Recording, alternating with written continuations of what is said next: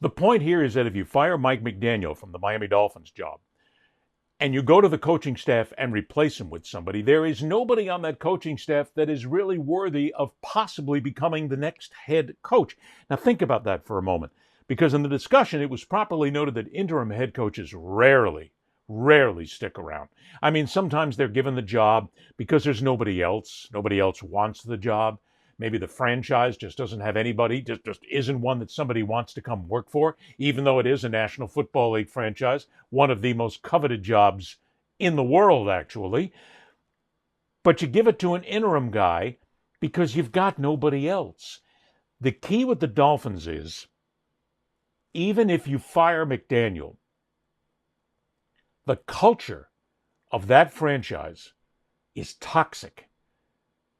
And speaking to friends and sources around the National Football League this week, it has become evident to me that while there are a lot of franchises that have a lot of trouble, a lot of internal issues going on, certainly in Cleveland, in Cincinnati, with the Jets, even with the Giants, a number of other teams as well, there are issues.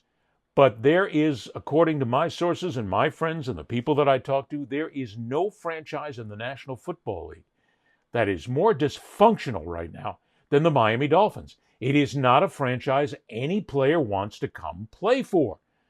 It is the culture set aside by Chris Greer and by Mike McDaniel. So if you get rid of McDaniel at this point, what are you going to do?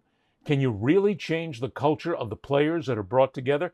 And when you do that, when the players see an interim guy there, the players know, hey, this guy's probably not going to be here next season. I'm fighting for my job. So I'm going to be more individualistic than anything else, less team, because I got to save my career right now. If he's gone, then I'm going to be gone. Then somebody else will come in that will beat me for a job. It creates a turmoil factor that is simply not settled by simply just getting rid of a coach. Now, do you leave Mike McDaniel in place? Do you let him go the rest of the season? Do you just go ahead and take the season, carve it up, say it's 4 wins out of 5 or 4 losses out of 5? We're out of it. Let him go. It can't be any worse, and maybe something will happen. That's dangerous because you are continuing the culture, the toxic culture of what is now in Miami. Hey, the Miami Dolphins used to be one of the most notable franchises in the NFL. Right now, they're a joke, a running joke. They're hysterical. People laugh at the Dolphins anymore with what they've done. And they laugh because of an owner that has put people in place who simply don't know what they're doing.